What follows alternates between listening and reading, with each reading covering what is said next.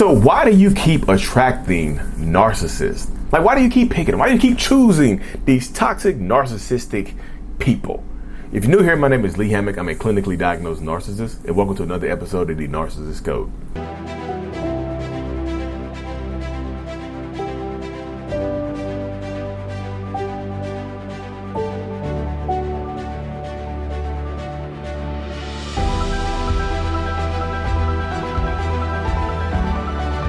What is going on, beautiful people? Welcome back.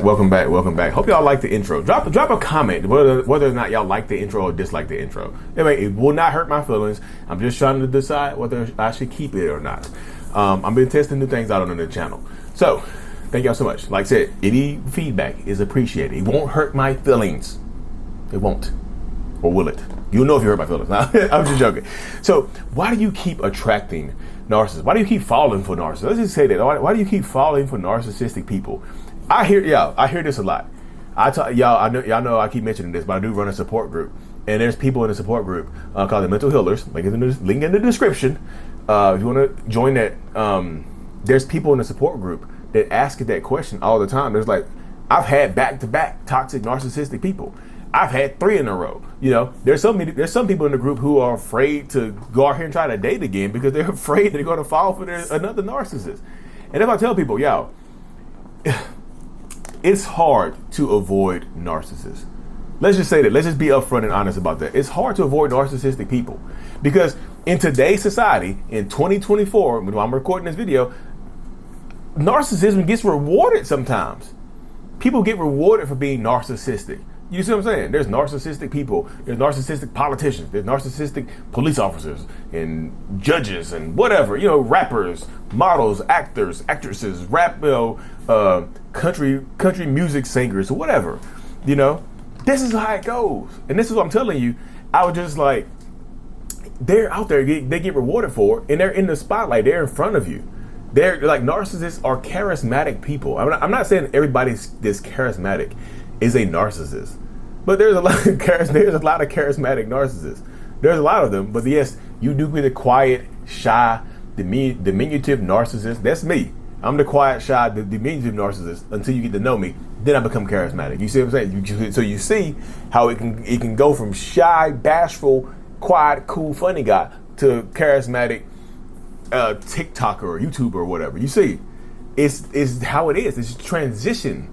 I just met a woman in Food Line a few minutes ago. She just looked at me. She's like, "You on YouTube, ain't you?" I'm like, "Yeah." And she said she thanked me for helping her out and helping her understand what she was going through, which is big for me. I love if y'all see me in person, y'all see me around North Carolina anywhere. Just say hey. You can say hey. I don't bite much. I'm just kidding, but seriously. But yeah, why do you keep attracting narcissists? Why do you keep falling for them? Because they say the right things. They make you feel safe. They do. At first, they do make you feel safe. Not every single one of them will make you feel safe, but a lot of them make you feel safe. They are listeners. They're good listeners at first. Again, not every single one of them. Yeah, let me say this. Not everything I say doesn't apply to every single narcissist. The opposite could be true as well, okay? Like I said, they are good listeners up front. I think a lot of people put out that narcissists are all, they make the first, second, third conversations. They only talk about themselves, right? They only talk about themselves. That's not true. It's true to an extent, but it's not always going to be true because a lot of narcissists are information gatherers. They'll just listen to you. They'll give you, they have the Dumbo ears. Their ear will grow and grow and grow. You'll watch their ears growing. It might turn you on to watch their ears growing because I've never been listened to like this before. And they got a big Dumbo flap ear over here now, just flapping, listening to you. Both of them flapping, just listening to you. You like, damn, I like being listened to. I feel heard. Like I do hear you. I have 2 big flappy ass ears over here. I do hear you. But they're charismatic. They make you feel safe. They make you feel like you can let your guard down. They make you feel like you can, it's like literally like a vampire. You know how vampires can't come into your house unless you welcome them in? They make you feel like they're safe. Like, come on, look, let me in the house. I ain't gonna bite you. Look, I'm a good vampire. I'm a vegetarian vampire. I suck plant blood. I'm a vegan vampire. I suck plant blood. I get my blood from the, I get my blood from plants. And then you can let them in the house and they bite you, you know? they talk to you enough to allow you to let your guard down to feel safe. And this is not me, just like, that's why I tell people, take your time. If you feel like you're getting swept off of your feet, you're probably going to get dropped onto your head, because narcissists want to make you, it's a magical carpet ride. Aladdin, beautiful carpet ride of my brand new world. Like, yeah. Aladdin promised this girl a brand new world and took her to see the city that she lived in. Took her to see the city she lived in.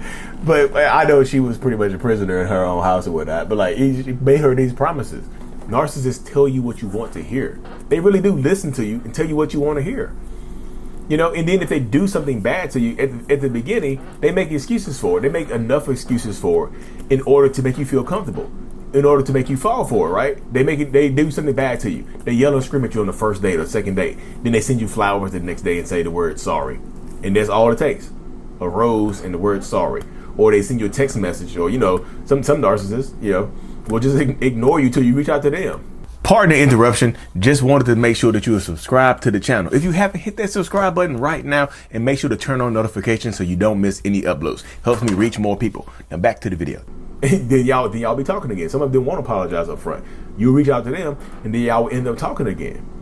That's what you're saying. Like, speed is the weapon of a narcissist. You keep falling for narcissists because you might be moving too damn fast. Slow down. Yeah, why?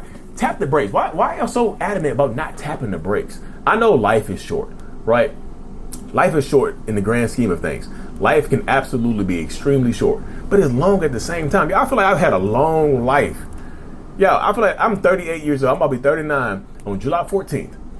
And I'm just like, I feel like I had a long life. I done watched my little boy grow up from being a little crazy little baby to being a 15-year-old teenager with a little beard and a deep voice. Watching my 7-year-old, watching him from a baby. My little baby a day and my little baby girl. She's running around talking now and calling me Big Grump.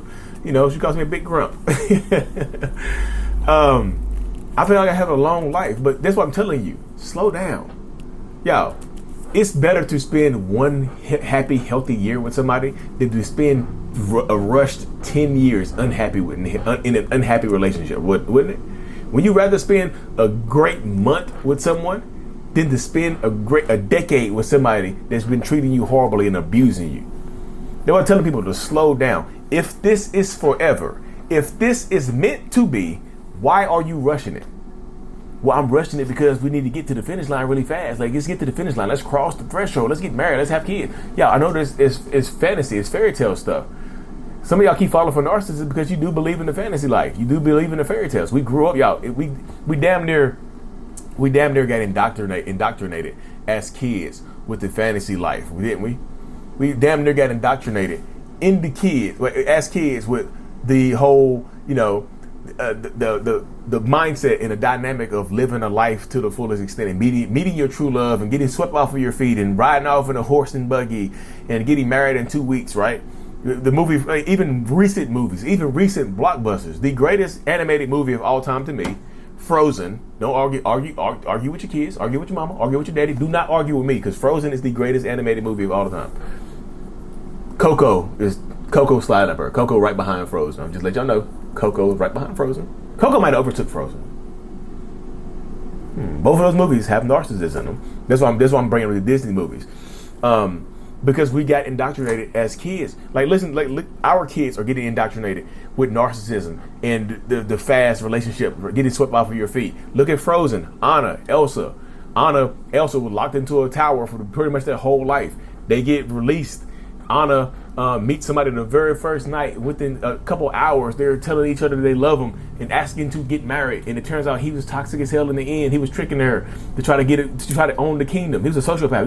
He tried to kill Elsa. He tried to get rid of Anna, kill Elsa. Like, he was trying to kill the whole sister just for power. Fast relationship, blind trust. You see how fast they moved? Yeah, Anna ended up finding her true love in Hans of the Sudden, not Hans of the Sudden, and Kristoff, didn't she? But like, that's not how it's supposed to go. You got to slow down. You don't need to go through toxicity with Hans of the Southern Isle to meet your Kristoff. You can slow down, take your time. If Anna would have slowed down, she would have been like, you know what? You kind of toxic, Hans. You just repeating everything that I say. They had a whole song where he just mirrored her. I think it's crazy. What? We finished each other's sandwiches. That's what I was going to say. He wasn't going to say sandwiches. He just mirrored her, telling her what she wanted to hear. You see, this is why our kids are watching.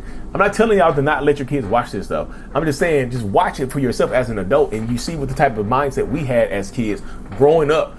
You see Sleeping Beauty, all these other movies, Cinderella, all these other movies. You know, what's the other one? Rapunzel, all this other stuff with the fast romances. Aladdin, you see it. You know, you see the stuff we go through. Even the Lion King got a narcissist in it. You know, it just is. Narcissists are in all these animated movies. It doesn't seem like a narcissist. It just seems like a villain. But narcissists can be villains. Look at the movie Coco. There's a couple of narcissists in there. There's a few narcissists in Coco. Ernesto de la Cruz is probably a sociopath, but Hector was narcissistic in himself. Hector was a pathological liar. He abandoned his family to go on a tour. You know, that's why I said you might fall for narcissists because it's been in your childhood, it's been in your bloodstream, it's been in your eyeballs for a long, long time. It is not your fault. You watch cartoons and movies and stuff like that growing up. It's not your fault. But this is what happens. This is how we do get indoctrinated. This is how we do have these wild fantasies of romances and things like that. This is how it happens. You know, because like I said, you could keep falling for narcissists because it's what you know. It's grow to what you know. You could keep falling for narcissists because you grew up in a household of toxicity. You grew up in a toxic household where your mom or your dad was a narcissist, or your dad was a narcissist. Your mom was an empath. Your mom was borderline. Your mom was a narcissist. Your dad was an empath. Your dad was a codependent. You see what I'm saying? If you had two moms, you get imagine you had two toxic moms, two toxic daddies, or a toxic mom or a toxic dad in the same house. Like both of your parents, you got a toxic mama and a toxic daddy in the same house. Gender is irrelevant when it comes to narcissism, y'all, because like every gender, every sex can be a narcissist.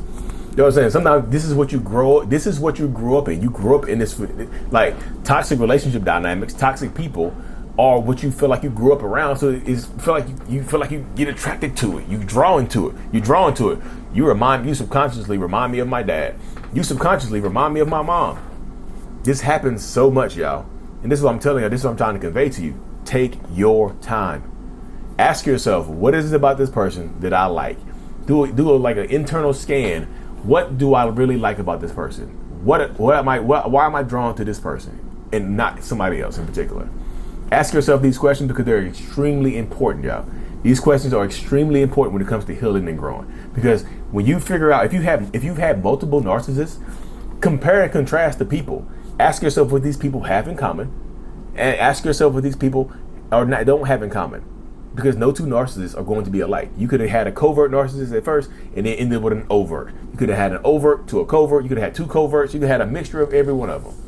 You know, just take your time. I feel like time and boundaries help you avoid narcissists. It's narcissist repellent. It's like narcissistic repelling lotion. It's like sunblock. It's narc block. You rub it in, put it all on your skin.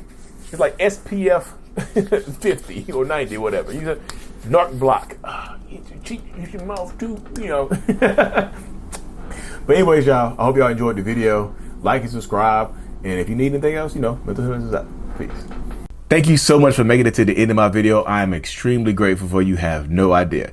If you haven't already, make sure you go ahead and subscribe to the channel. Helps reach more people. And click on the screen to watch another video or to browse through another playlist. There's also a link on the screen to check out my courses and my support groups to help you heal and understand what you've been through. Thank you so much again. I will see you in the next video. Peace.